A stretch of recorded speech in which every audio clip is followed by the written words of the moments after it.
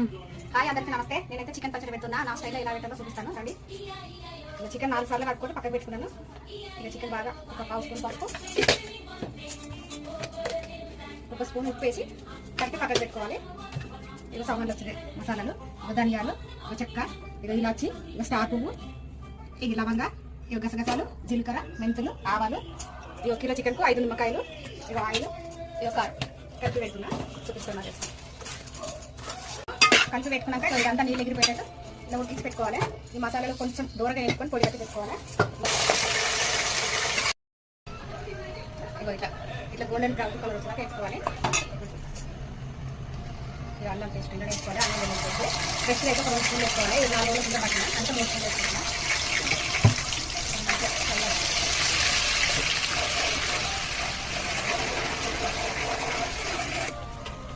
నిమ్మకాయలు యూజ్ చేసుకున్నాం.